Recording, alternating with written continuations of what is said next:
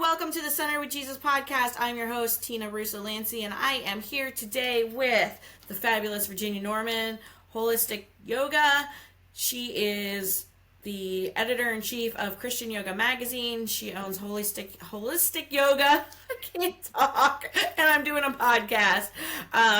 She is mom, grandma, a cat mom, and just an overall good person. We're going to be talking about Yin Yoga today and all the goodness that is Yin. Thank you for coming on the show. Oh, hi. Sorry. Are you talking to me? I am talking to you. So we're going to go ahead and we're going to talk about Yin Yoga. You teach Yin. People can actually take Yin with you online. Is that correct? That is true. I'm also working on getting some stuff locally in my area here. Okay. And tell everyone, I know you're in Michigan, but where?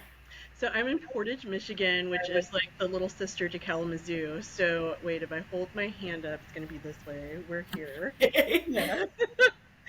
Only this little finger doesn't work. Wait, there. So yeah, the Kalamazoo Portage area. And so if anybody listening is in the Kalamazoo Portage area, look me up. All right. But I do have an online class too. That's usually on Tuesdays. Okay. Cool. And we'll get that information and we'll put it in the notes too with the link so that people can take that with you. Take that class with you. So let's just start at the beginning. Tell us how you not only came to yoga, but why you stayed with yoga, and specifically Christian yoga and then Yin. Yeah. So I started regularly practicing yoga in 2015, like literally probably 2 weeks before I got an autoimmune diagnosis. Oh. So, and like everything hurt.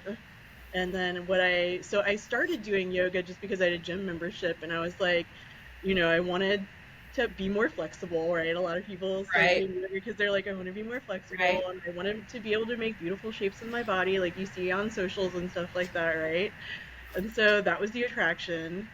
And then with me kind of starting right about the same time I got the diagnosis and everything started hurting, I noticed that yoga was actually helping ease some of the symptoms of the autoimmune. And I even learned after a while, a lot of people with autoimmune have hypermobility. And so you start to learn to like build strength around the joints and stuff like that. And so it's been extremely beneficial to me. And so at some point I was like, this is so good. And I wasn't even doing Yin at the time. This was just a normal like hatha type practice, like at the gym. I was like, this is so healing and so good that I want to be able to share it with other people. So I got my certification. And did you initially certify with a Christian yoga school? No. Or was I didn't know that there were Christian yoga schools at the time. Yeah, so me. I was like, at the time, I was like, okay, I'm going to get my certification. And then there were aspects of yoga that you learn in certification that don't quite jive with my Christian faith, So I was thinking like, okay, how can I cut out what doesn't match up, and how do I maybe redeem certain aspects of it so that I can make it safe for Christians or safe for myself. And so I was already thinking along those lines, and that's when I became aware of Christian yoga schools that were out there. And so then I did more training with Christian yoga schools. Yeah, you went to Yoga Faith, right? I trained with Yoga Faith and got my master's certification with Yoga Faith, yeah. Okay. And I'm doing a Sozo program now. Oh, yeah. So I'm like 2/3 of the way through that. But what was I gonna say? So yeah, I found out I didn't have to like adapt everything myself because there were already people who had done that, and so I just did the training with them. And that makes it so much better. And then yes. I actually found out about Yin a little bit before I even got my initial certification, though, because there was a yoga school a town over from me in Florida that had a weekend program, and I was like, oh, I don't know what this is. I'm just going to go do the program. And so I went and I did it, and I think it was like a 3-hour workshop, and we did like a couple practices, and I realized the next morning after I had done my very first yin practice in this workshop that like I wasn't as stiff in the morning. Like normally when I get up in the morning, I can't put my palms down on the floor, right? You know, my Right, body's right. got to warm up and wake up a little bit. And then the next morning, I put my palms on the floor first thing in the morning. I was like, I thought that that was like really interesting that like my body had responded like that, to like yin practice.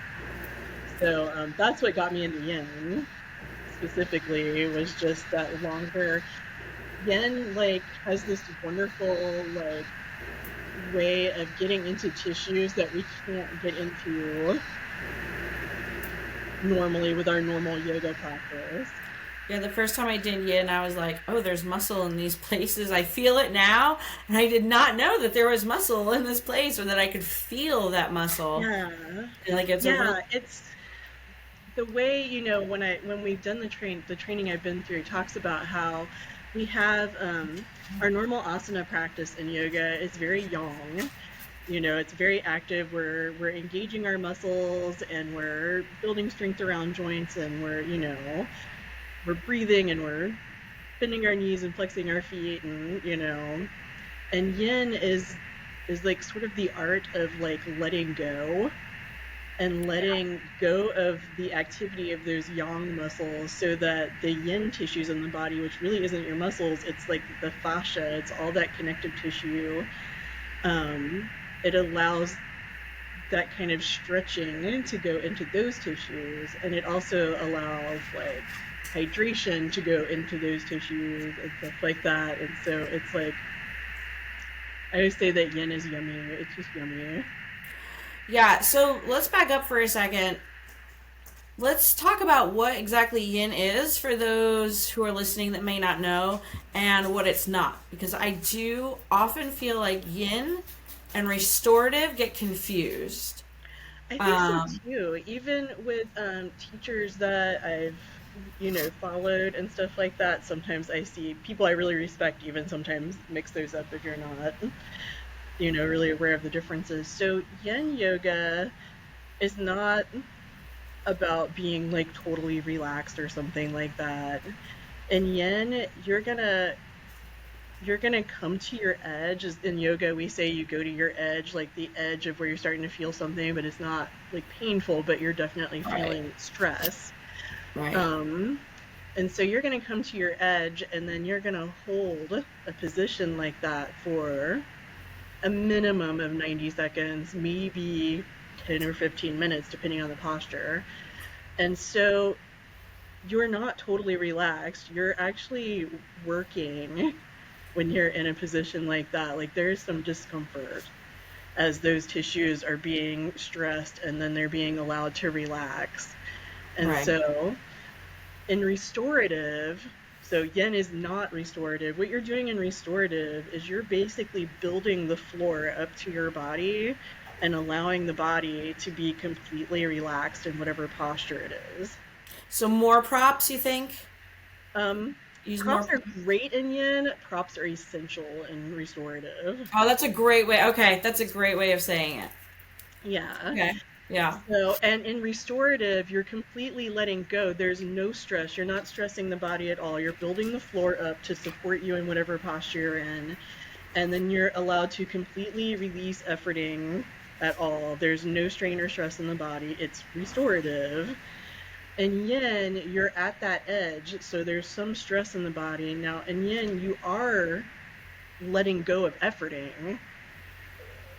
But I guess a way to explain it is like, let's say you want to do like a wide leg forward fold. If you're doing that in a regular asana class, your toes are flexed and your legs are rotated out where your toes are up toward the ceiling, and you've got a nice flat back and you're leaning forward, and you're holding that for, I don't know, 5, 10 breaths or whatever. In yin, that same posture is called dragonfly. You're like leaning forward to the point where you feel that stress in like the hamstrings or the legs, and then you just let go. The back can round, the toes can like splay out, and you're gonna hold that I could hold dragonfly all day. I love I dragonfly. could You hold that too. like 5 minutes or something like that, and like, but you're feeling that stress in the back of the leg. If you were doing something like that restorative, you're going to build everything up to where your chest is supported and you don't feel the stretch. Does that make sense? Yeah, so more bolsters for sure. Yeah. Kind of hold that up.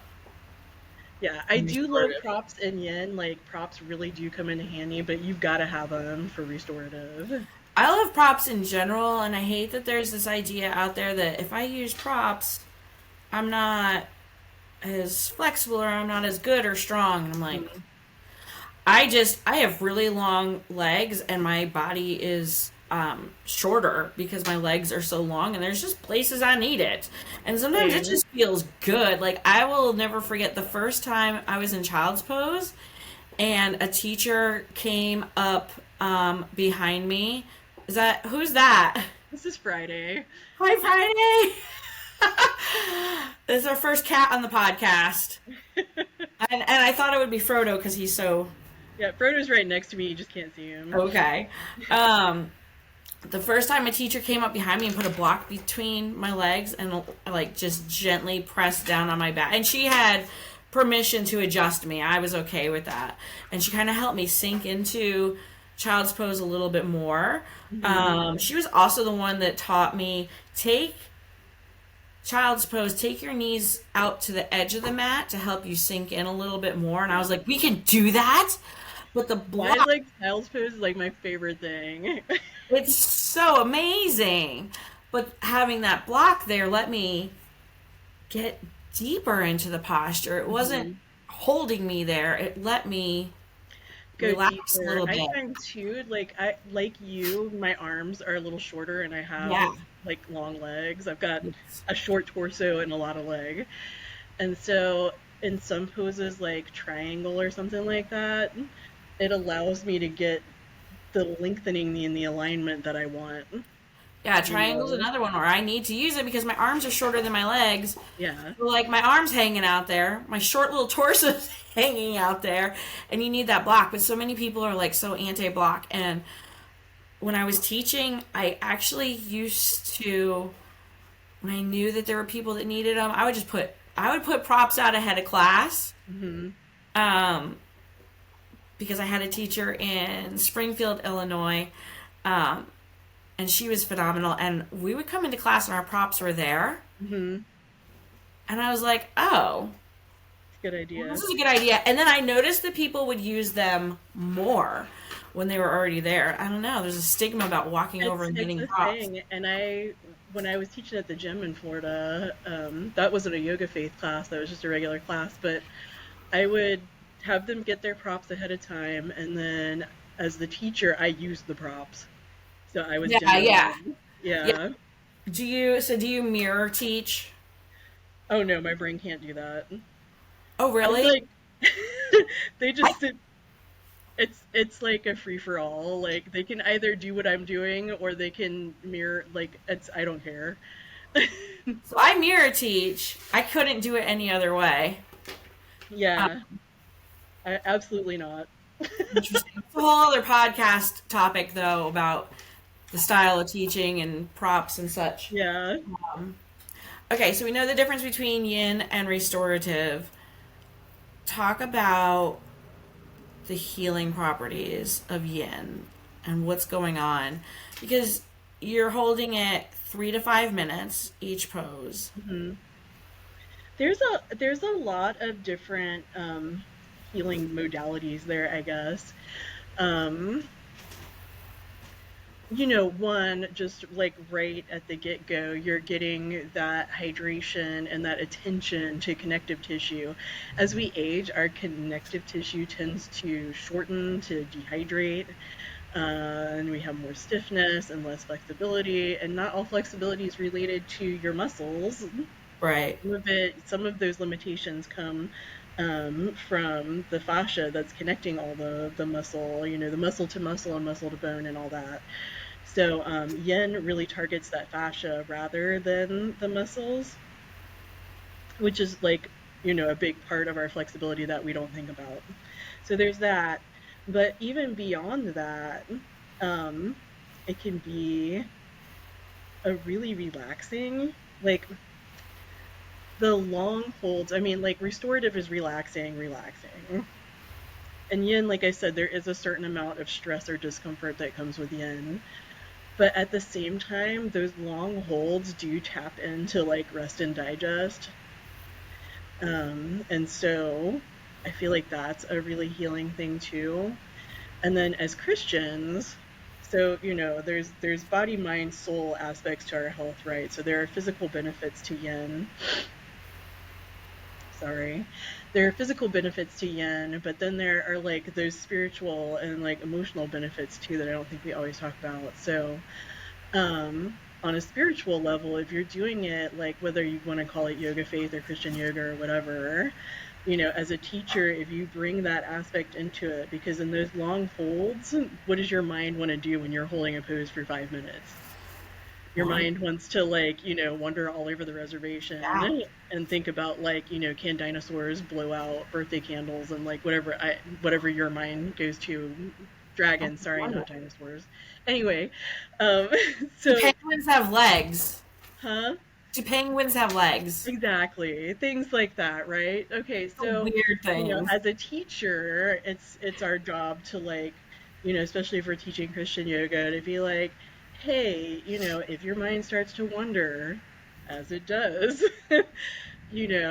bring it back to, a scripture that you have for the class, or a prayer that you have for the class, or spend this time instead of having your thoughts directed to what you're making for dinner, direct those thoughts to Yeah. praising God, worshiping God, asking him questions, listening for his answers, kind of thing. And so it really brings that time on the mat. You're not just doing something good for your body, you're doing something good for your relationship with God, and for your spiritual wellness. And then, that obviously ties into how you're feeling emotionally, on like a mind or a soul level. So I feel like it's just like yummy all around. And when we're able to like kind of defrag like that and kind of relax and be in the moment like that, there's a lot of research out there, and I am by no means an expert on functional medicine or anything like Right, that. right. But, there's a lot of research going on about just how much our like emotional states and our spiritual states can really affect like inflammation in the body and like how our bodies respond to stress. And so more research is needed because I have a science background, so I'm always like more research, more research. But I think it's promising. I think there's a lot to it. Yeah, for sure. I think anecdotally in my life, when I'm practicing yin regularly and when I'm using my time on the mat, whether it's yin or not, to connect with God in those times, I'm doing better emotionally. I'm doing better in terms of like my chronic illness shenanigans that are going on.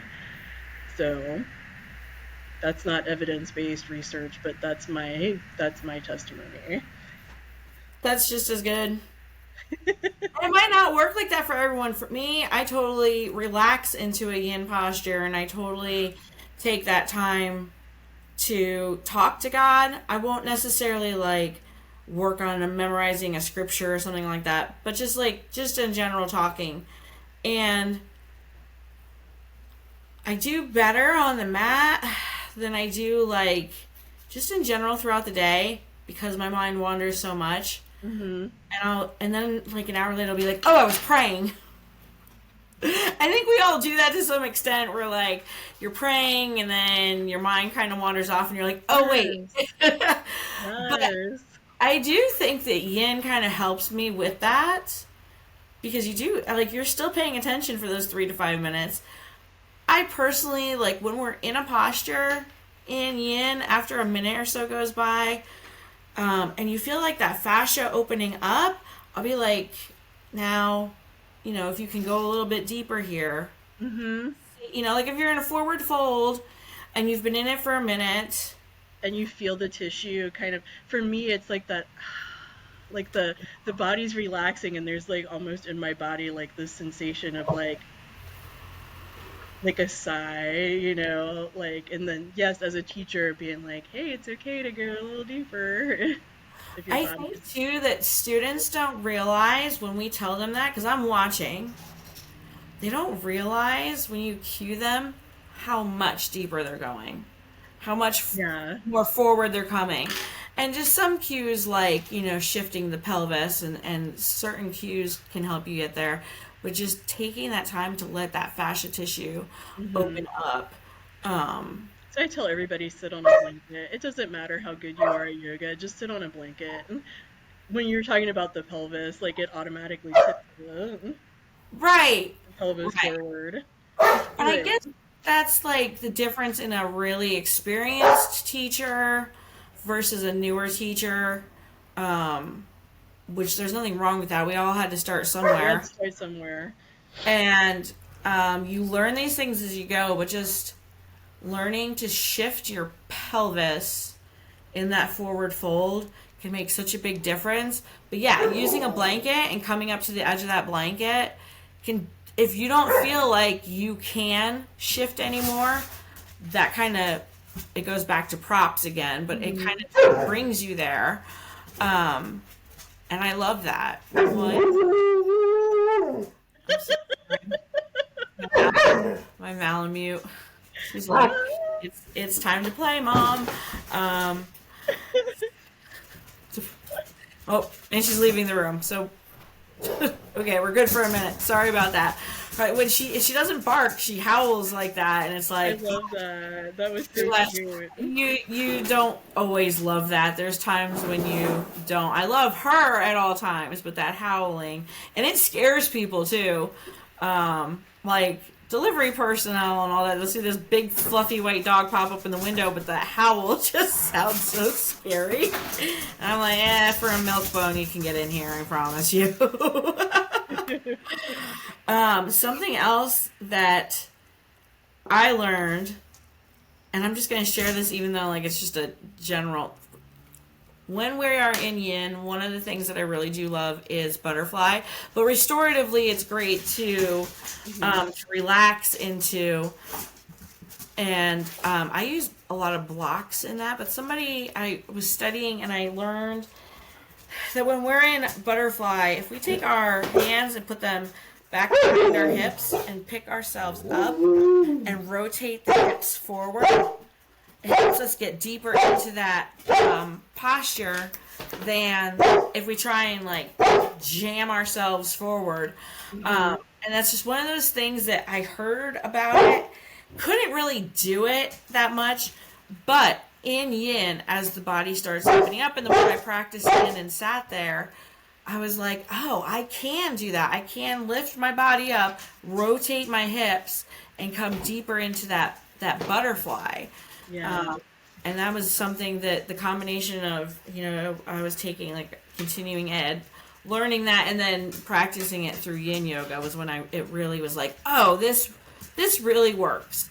This is and it's another one of those that after you're in it for a minute or two, you can go deeper. Hmm. And it's always surprising, like, oh, I was at my edge. I thought that was as deep as I was going to go, but once we start opening up that fascia tissue, Then you can go a little then deeper. we could go Yeah. deeper, and it's like a whole new pose sometimes. Yeah. I was So, gonna say too, I did want to put like one little caveat out there just because we've both been talking about going to the edge, and there was a teacher I had in Florida who I took in with her, and she literally trained with like Paul Gurley and stuff. hey, we were doing so well. Hey, Yeah, we were. there's like nobody else at home to like let them out or anything. So sorry. But we're gonna start wrapping it up here. What else do you want to talk about as far as yin? What else do you need people to know about yin? I did want to mention that thing about the edge. So when you're doing your hatha practice, your edge is like your edge, the edge of your discomfort, right? And yin, you actually want to pull back from that. I think the teacher I had in Florida always said, like, go to like 80, 85%, right? Because you want to be able to hold it Right. for like this long hold. And then, as we've been talking about, as the tissue kind of lets go, you can go deeper. But, and then coming out of the posture slowly because your tissues are really vulnerable. If you've held dragonfly for 10 minutes, bringing the hands behind the knees and bringing the legs back in rather than just like slamming yourself out of the pose or whatever. Right. Right. Yeah. It's a gentler practice, Yeah, even though so who do you recommend take yin? Who's it for? Who's it not for? I think anybody can do yin. I think so too. Yeah.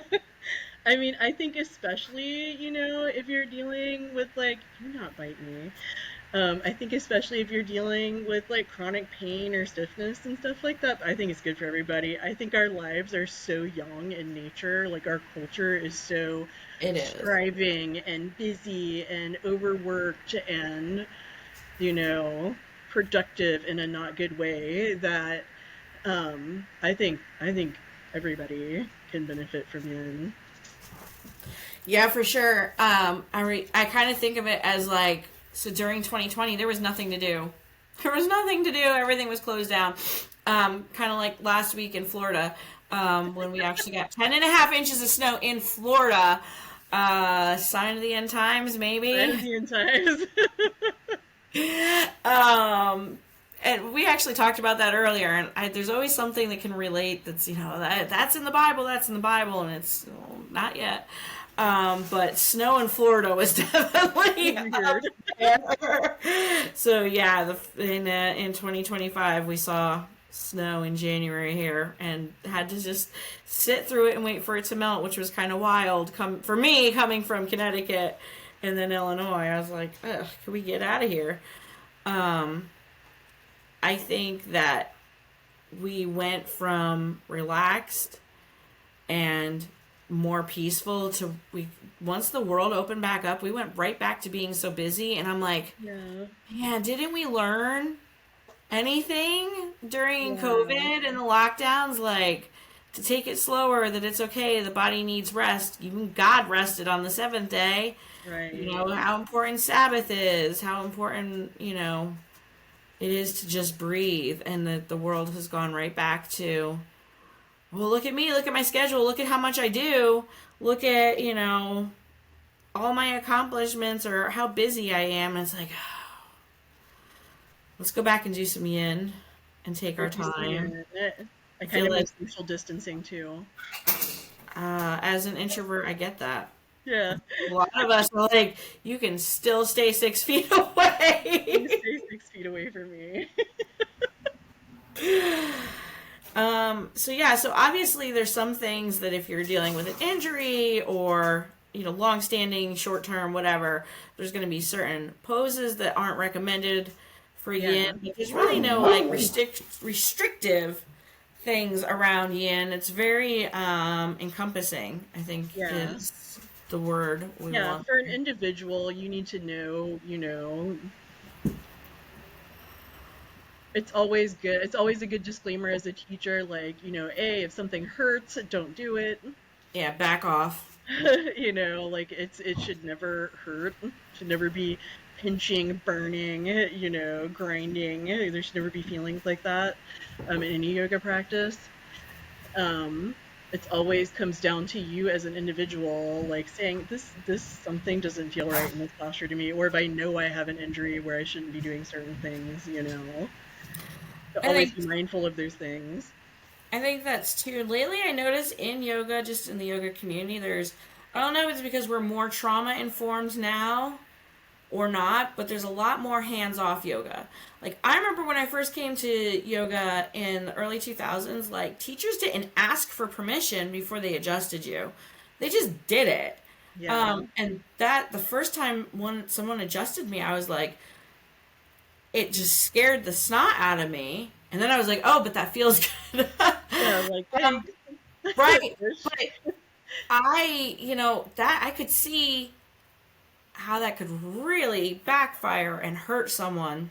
if they were like doing a pose a certain way because they were like Right. modifying for themselves, you know? Right. And Yeah. one of the things too, like we were just talking about being so rushed, like we don't always know every single new student that comes in, and we don't get time to talk to them and get to know their bodies, and so we kind of have to trust the student to know, okay, this Hmm. isn't right, but I can modify it, and it's okay to modify it. I Um, always have that disclaimer. And if I'm going to do hands-on, A, with permission, and B, it's always gentle. Like if I put a hand on somebody, it's like just a tap to kind of say, hey, you can move in this direction without pushing, you yeah. know? I had a couple yoga teachers that would they would crank me. Yeah, I've had that happen before too. And I luckily nothing ever happened that was bad from it. But I was like, I could see how that could really hurt someone and Hmm. why, in general, we're kind of moving away from that. In general, when I teach, I don't touch unless I'm working like one on one or 2 to 1, and we're really focused on a certain aspect, a certain area they know or they ask. But we could talk about touch. That could be another whole It could podcast. be. Yeah, it could be. All right. So, what else do you want to share about Yin that I haven't asked you? Is there anything I should have but didn't? Whenever I get asked a question like that, I'll come up with an answer at like 3:30 in the morning. Don't call me. We're not re-recording this. Put it in the magazine. Put it into Christian Yoga magazine. And you? Um, so, all right. Favorite ice cream flavor? Yes. Favorite color? Favorite color? It's got to be teal or like maybe my hair color. It's like a what's the word I'm Purplish. looking for? Like an indigo. Yeah, it's pretty. Pets at home. We saw a couple of them, or we saw one of them. Friday. Yeah, I have 5 cats and a snake. Oh, I didn't know there was a snake. Yeah, his name is Houdini. You'll never guess why. He just got mad at me because I was trying to get him out of my lap. Oh, rude. Rude. I know when I listen to Mike Winger, I always I try to watch the live, but I always watch it as opposed to just listen to the podcast because he has cats too, and Mike Winger's cats, they're just the best. I don't. So bad. I could I just got see your another one on the couch over here next to me that's like, wait, wants attention. Can we see him? Aw, Frodo. this is Frodo. Mom, why are you embarrassing me like this? I know. The other ones are like doing cat things. We've been doing squirrel TV around here. We put like seed and like peanut butter like on the steps by the slider at the back of the house, and Oh, like the squirrels like come right up to the slider, and the cats are like very excited. I bet. How can people get in touch with you? I am Holistic Yoga. Holistic is spelled Holystic, so like holy stick, holistic, just spelled with a Y. Uh-huh. I'm Holistic Yoga on Instagram and Facebook, and you can contact me through Messenger in those ways, like from either social platform. Okay. And is that where they can sign up for a class? What do you use for that? Is it a Zoom situation Yeah, or there's a Zoom link for the classes, and if you go on, it's really Facebook that it's easier. If anybody's interested in doing a class with me, just message me. But when I have the classes, I'll do an event or a post. Excuse me. I'll do an event. Oh my God. you okay? I'm taking time out here.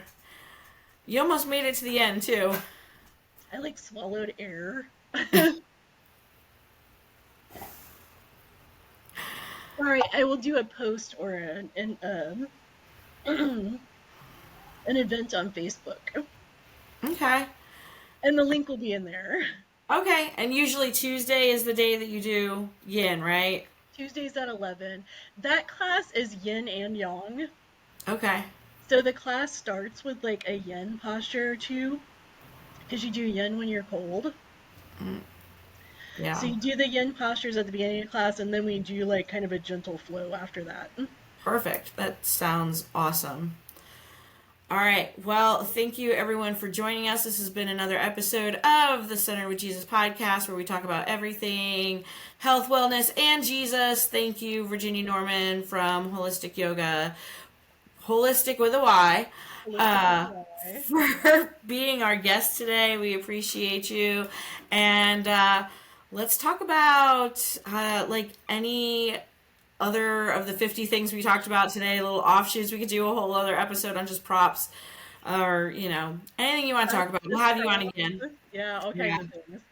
All right. Well, thanks so much, everyone. You have a great and blessed day. Bye-bye.